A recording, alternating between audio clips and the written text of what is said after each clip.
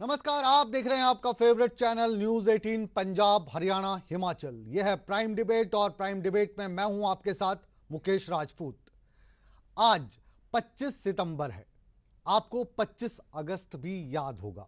या बिल्कुल 25 अगस्त को डेरा सच्चा सौदा के प्रमुख गुरमीत राम रहीम को सीबीआई की विशेष अदालत ने 20 साल की सजा सुनाई थी।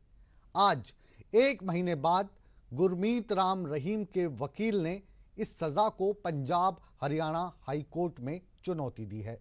वहीं पर हनीप्रीत ने दिल्ली में ट्रांजिट जमानत याचिका दायर की है, जिस पर कल सुनवाई हो सकती है। इसके अलावा आज की जो प्राइम डिबेट है, इसमें एक और खुलासा हम करने जा रहे हैं। यह खुलासा है खट्टा सिंह के बेटे का। इस खुलासे के लिए आपको इंतजार करना होगा, लेकिन आज पूरे एक महीने बाद जो जो उतार चढ़ाव रहे, उस उतार चढ़ाव में कौन कौन सी चीजें कब कब आई, उनको बहुत करीब से देखने वाले मोहित मल्होत्रा हमारे न्यूज 18 इंडिया के ब्यूरो चीफ हमारे साथ मौजूद रहेंगे और वो जो आज का नया खुलासा है उसे आपके सामने रखेंगे। सबसे पहले देखते हैं उन्हीं की यह रिपोर्ट।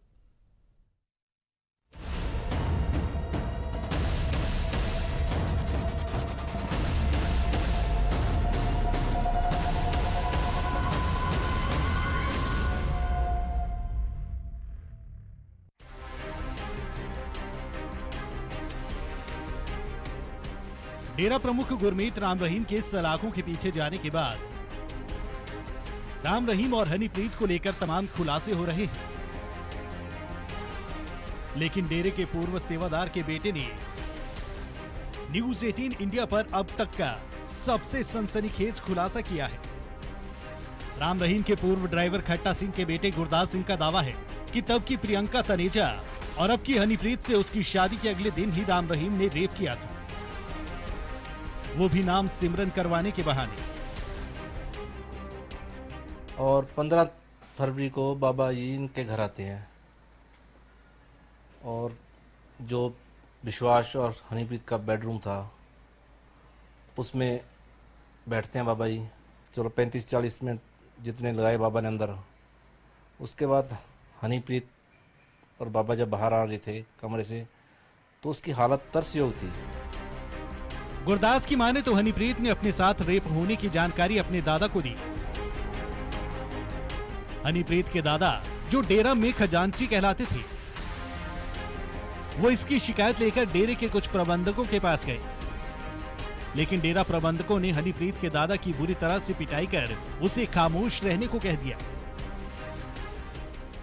दादाजी डेरे के जो प्रबंधक थे सुखदेव दीवाना, दर्शन सिंह और धर्म सिंह के पास चला गया 50 नंबर कमरा में और बोला अभी ये मेरी पोती के साथ ये हुआ है, मैं बाहर जाके बात करूंगा। तो उन लोगों ने उसको मारा पीटा बहुत ज्यादा, बुजुर्ग था। गुरदास सिंह के मुताबिक ये सब कुछ होने के बाद हनीप्रीत अपने पति विश्वास गुप्ता के साथ ही वापस अपना जीवन जीना चाहती थी। वो एक बार डेरा छोड़कर फतेहाबाद अपने घर के लिए निकल भी गई थी, लेकिन रास्ते में राम रहीम के गुंडों ने हनीप्रीत को उसके पूरे परिवार के साथ खत्म करने की धमकी दी, जिसके बाद हनीप्रीत ने बाबा को बर्बाद करने की कसम खाई। उसने अपने दादाजी के पास ये बात बताई भी अब हम कुछ नहीं कर सकते इसका, ठीक है, ना इसके खिलाफ कुछ बोल सकते हैं ना कुछ कर सकते हैं, लेकिन अब मैं इसको बर्बाद करके रख लूंगी, जो आज सबके सामने है। गुरदास सिंह के दावे अगर हकीकत की दहलीज पर खरे उतरते हैं तो ये बाबा के गुनाहों का नया अध्याय होगा। हालांकि इन दावों का सच या तो राम रहीम को पता है या फिर हनीप्रीत को। गुरदास सिंह एक बड़ा खुलासा कर रहे हैं कि हनीप्रीत के साथ रेप किया था गुरमीत राम रहीम ने उसकी शादी के तुरंत बाद, और उसके बाद हनीप्रीत ने ठान लिया था कि वो गुरमीत राम रहीम को बर्बाद करके रख देगी, और आज जो कुछ हो रहा है उसके पीछे भी हनीप्रीत है, ये बात भी गुरदास सिंह बता रहे हैं। पंजाब के मोहाली से कैमरामैन चमन के साथ मोहित मल्होत्रा, न्यूज 18 इंडिया।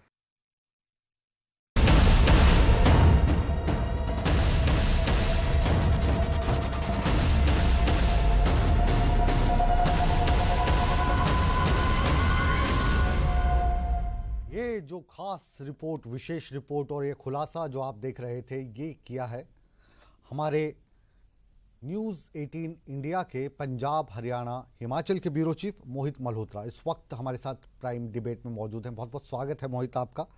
हमारे साथ हैं पंकज भारद्वाज साहब, आप वकील हैं, विश्वास गुप्ता के, हनीप्रीत के पति के आप वकील हैं, आपका बहुत बहुत स्वागत है। इसके अलावा रीटा कोहली वरिष्ठ वकील के तौर पर हमारे साथ जुड़ी हैं, आपका भी स्वागत है। और राजीव गोदारा साहब इस पूरी डिबेट में विश्लेषक के तौर पर हमारे साथ जुड़े हैं। डेरे को काफ़ी करीब से आप जानते पहचानते हैं, कई साल तक आप डेरे की मुखालफत करते आए हैं, आपका भी स्वागत है। पहला सवाल मोहित, ये जो खट्टा सिंह के बेटे हैं, इनका ये कहना कि हनीप्रीत ने जो कुछ किया वो राम रहीम से बदला लेने के लिए कहा, इससे आप कहाँ तक खुद सहमत नजर आते हैं? क्योंकि ये जो खुलासा है, ये खुलासा फिल्मी लगता है। देखिए, बिल्कुल ये कहानी फिल्मी कहानी की तरह है। जिस तरह से खट्टा सिंह का बेटा गुरदास सिंह सामने आया, और मैं आपको बता दूं कि वो पहली बार कैमरे के सामने आया था। इससे पहले वो खुलकर कभी भी किसी अखबार से या मीडिया के कैमरे के सामने बातें नहीं कह पाया। लेकिन उसने जो कहानी बताई, उसमें उसने कई ऐसी चौंकाने वाली बातें बताई हैं जो कि सुनने में फिल्मी लगती हैं। शायद जो दर्शक देख रहे होंगे उनको भी शायद ये लग रहा हो कि कहानी फिल्मी है, लेकिन जिस तरह से हनीप्रीत ने पूरी तरह से गुरमीत राम रहीम को अपने कब्जे में ले लिया था, उसका पूरा बिजनेस उसके नाम पे चल रहा था, परिवार से दूरियां करवा दी थी और एक तरह से बर्बादी के कगार की तरफ मोड़ दिया था। क्योंकि जो गुरदास सिंह, खट्टा सिंह का बेटा, बातें बता रहा है कि एक ऐसा संत, मैं कहूंगा कि अगर हम 2002 से पहले, जब तक गुरमीत राम रहीम पर रेप के आरोप नहीं लगे थे, उससे पहले उसके काफी फॉलोअर्स ऐसे थे जो कि उसको काफी मानते थे। उसकी इमेज काफी साफ सुथरी थी और उसका आचरण भी काफी साफ सुथरा था। वो इस तरह से नाटक नौटंकी नहीं किया करता था। लेकिन जिस तरह से अचानक उसका ध्यान फिल्मों की तरफ हुआ, तरह तरह की बातें वो करने लगा, ऐसी बातें जो कि लोगों के गले नहीं उतरती, लोग उसको संत नहीं मानने लगे, लोग कहने लगे ये तो नाटक करता है, नाटकबाज है, फिल्में बनाता है। तो कहीं ना कहीं गुरदास सिंह ने जो कहा उसको हम साइडलाइन नहीं कर सकते। और गुरदास सिंह 16 साल तक गुरमीत राम रहीम के आसपास रहा है और उसको अच्छी खासी जानकारी है इस पूरे मामले को लेकर। गुरमीत राम रहीम की जो हरकतें थी उसके बारे में वो तमाम जानकारियां रखता है और उसको काफी कुछ पता है। जी जी, ये जो आपने बात कही, बिल्कुल इसको और ज्यादा विस्तार से हम जानेंगे। इस वक्त हमारे साथ हनीप्रीत, या कहें कि जो पहले किस नाम से जानी जाती थी, जिसके नाम से आज याचिका भी दायर की गई है, उनके पूर्व पति के वकील हमारे साथ मौजूद हैं, विश्वास गुप्ता के पंकज भारद्वाज साहब। पंकज भारद्वाज जी, क्योंकि आपने भी इस केस को जाना है, वकील के तौर पर आप पेश होते आए हैं, ये जो कहानी खट्टा सिंह के बेटे बयां कर रहे हैं, इस कहानी में आपको क्या एंगल नजर आता है? देखिए, ये तो और भी फिल्मी हो गई है। पहले तो फिल्मी लगी रही थी, अब इसमें कुछ और नया एंगल जुड़ गया है। और जब भी कोई बात इतने सालों के बाद आती है तो उसको हमेशा शक की नज़र से देखा जा सकता है। जी। पहले तो ये मानना बड़ा मुश्किल है कि इतने सालों के बाद अगर इनको ये सब कुछ पता था तो ये चुप क्यों रहे, और चुप रहे तो ये अगर उसी डेरे के साथ जुड़े हुए थे तो ये भी उतने ही पाप के भागीदार भी हैं, मैं ये कहूंगा। बिल्कुल मेरे मतलब का सवाल पूछा है कि, और ये जो आरोप लगा रहा है, ये वो व्यक्ति लगा रहा है जो एक तरफ तो उनको सपोर्ट कर रहे हैं, आप विश्वास गुप्ता के आप वकील रहे हैं, तो उनकी भी जाग खुली, वो भी तो 10 साल के बाद खुली थी। 10 साल तक तो उनको भी कुछ दिखाई नहीं दे रहा था। तो ये वाली बात अगर खट्टा सिंह के बेटे पे एप्लीकेबल होती है तो विश्वास गुप्ता पे क्यों नहीं?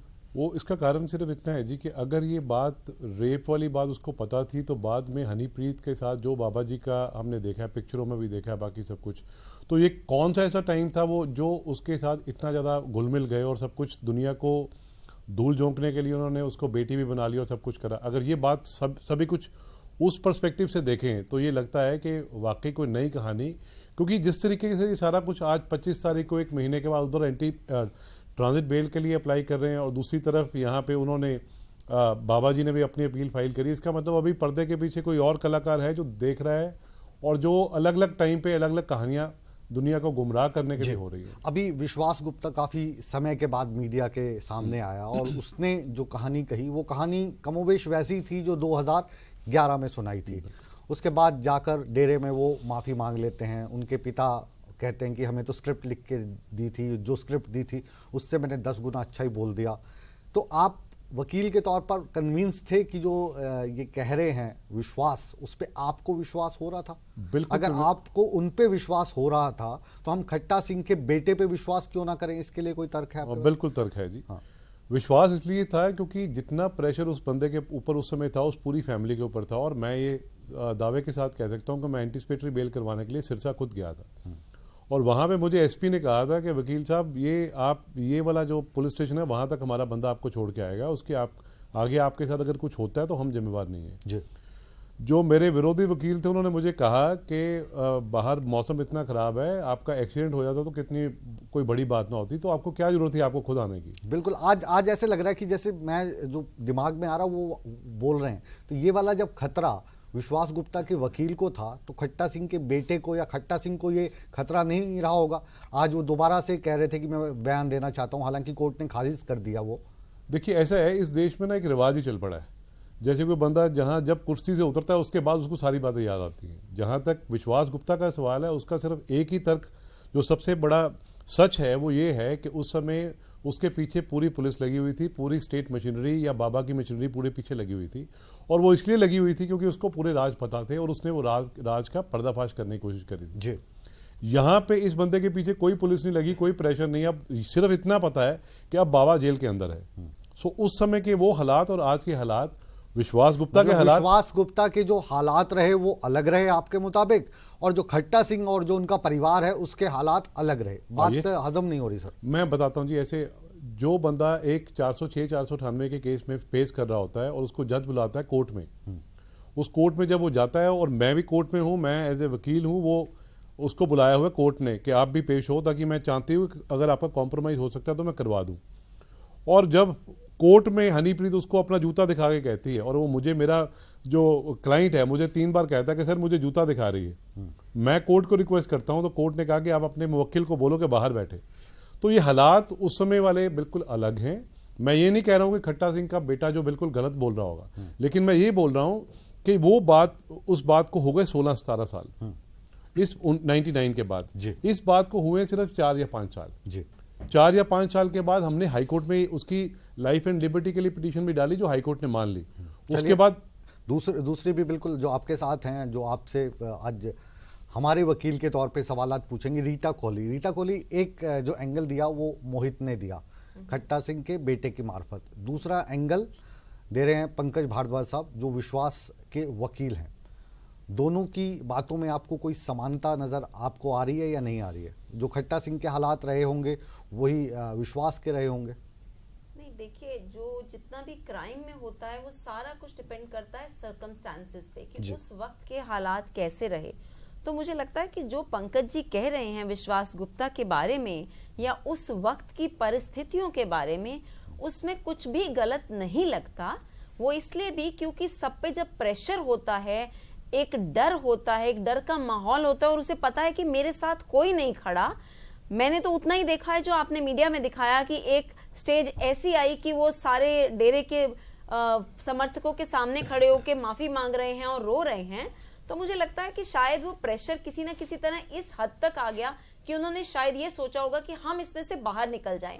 अब क्योंकि परिस्थितियां बिल्कुल बदल चुकी हैं पूरे देश में, पूरे राज्य में, पूरे हमारे नॉर्थ इंडिया में, तो कम से कम मैं कह ही सकती हूँ कि मैं माहौल ही ये बदल पूछ रहा गया हूँ है। कि जब हम विश्वास गुप्ता जब प्रेस कॉन्फ्रेंस करते हैं और पूरा जो देश का मीडिया है वो उसको आड़े हाथ लेता है, 2-2 घंटे 3-3 घंटे उसको चला रहा है। ये हमारी एक्सक्लूसिव रिपोर्ट है जो खट्टा सिंह के बेटे की है। खट्टा सिंह भी वो शख्स हैं जिसने सबसे पहले जिन्होंने आवाज उठाई गुरमीत राम रहीम के खिलाफ, उनमें से एक है, और ये बेटा भी डेरे में ही रहता था।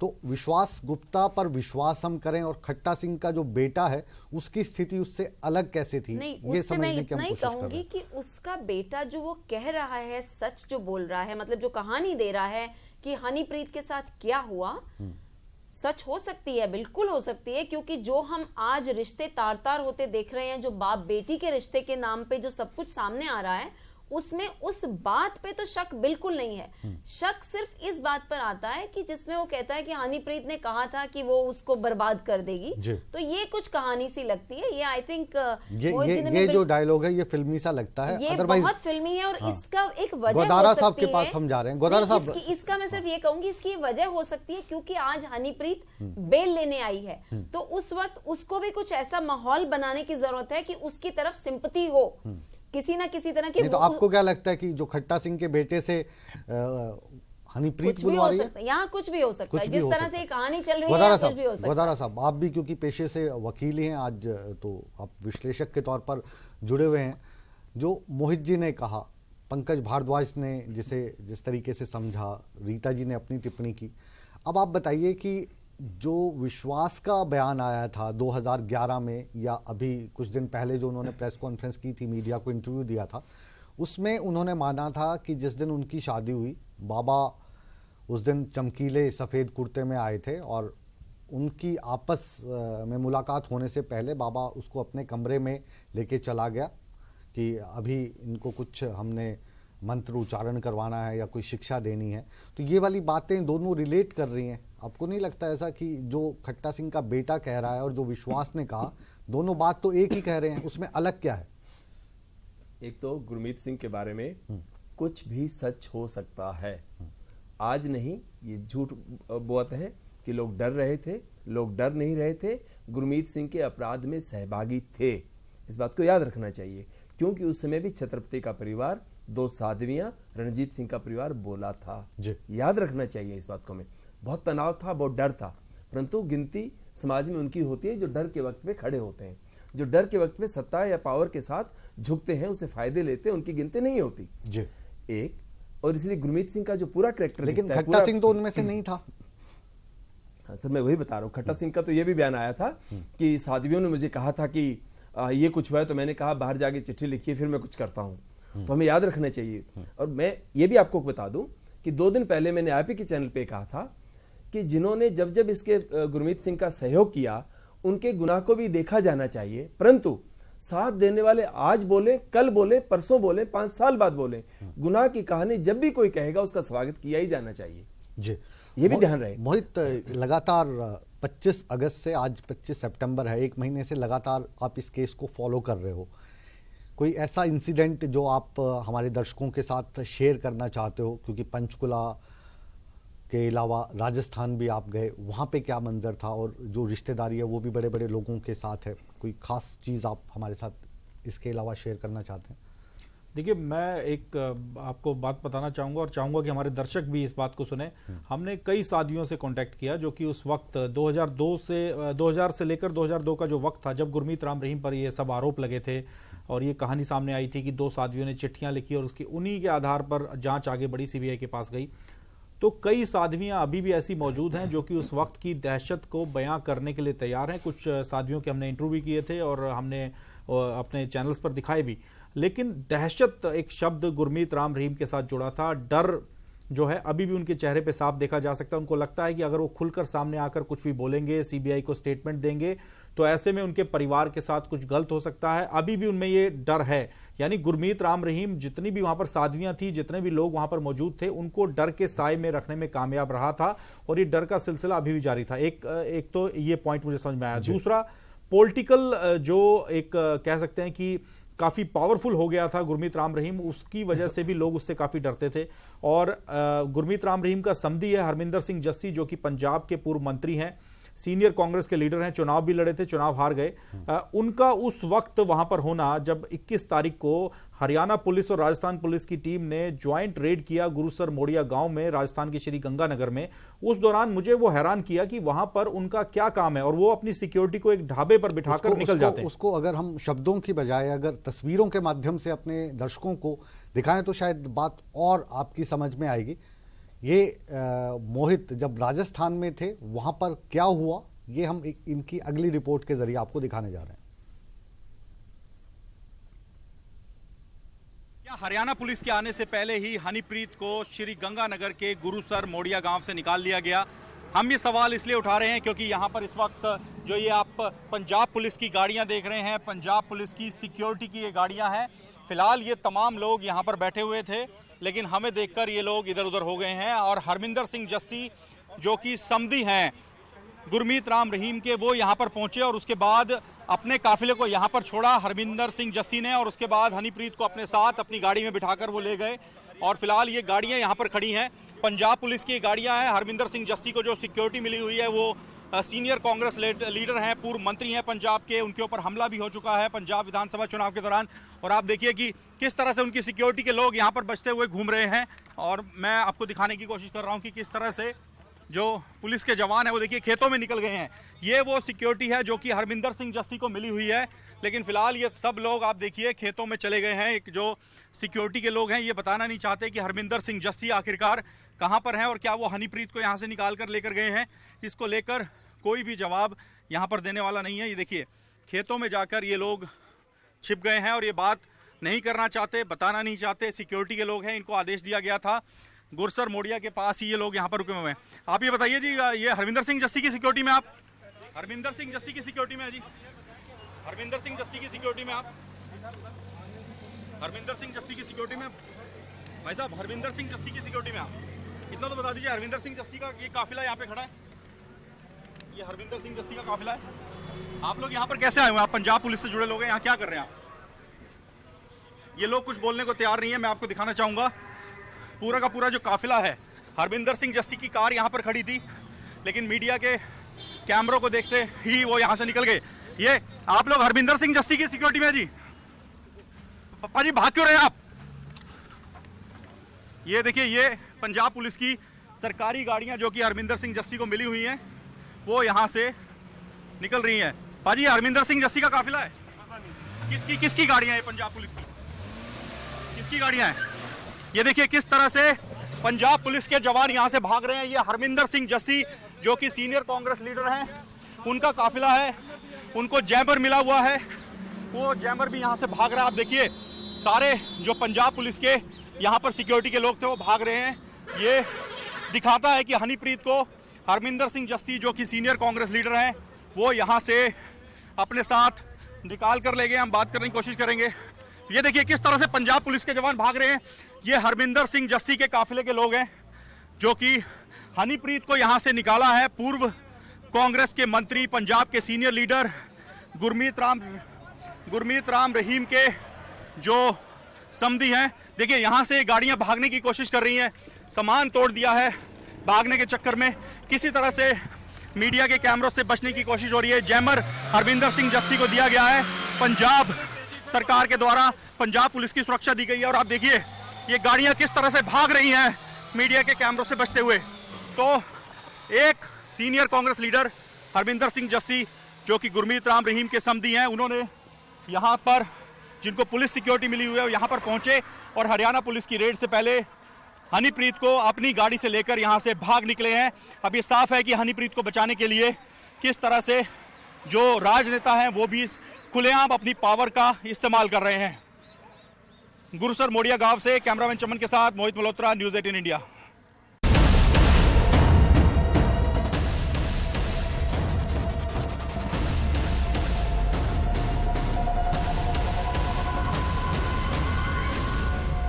रिपोर्ट देख रहे थे मोहित मल्होत्रा की। ये रिपोर्ट देख के तो आपको भी लग रहा होगा ये भी जो सीन है फिल्मी है, क्योंकि फिल्मों में आपने देखा होगा कि चोर पुलिस को देखकर भागते हैं, लेकिन पहली बार आप अपनी टीवी स्क्रीन पर ये देख पा रहे होंगे कि भाई चोर पुलिस को देख के तो भागता ही है, लेकिन पंजाब पुलिस वाले मोहित मल्होत्रा को देख के क्यों भाग रहे हैं, ये हम जानने की कोशिश करेंगे। एक बहुत ही छोटा सा कॉमर्शियल ब्रेक हम लेने जा रहे हैं। ये पुलिस वाले क्यों भागे ये हम आपको बताएंगे, और डेरा के प्रवक्ता भी हमारे साथ जुड़ने वाले हैं, जो जोर शोर से जो लोग डेरा की मुखालफत करते हैं उनके बारे में क्या राय रखते हैं वो भी हम आपको बताएंगे। इसलिए कहीं मत जाइए, बने रहिए हमारे साथ, क्योंकि खुलासे अभी बाकी है।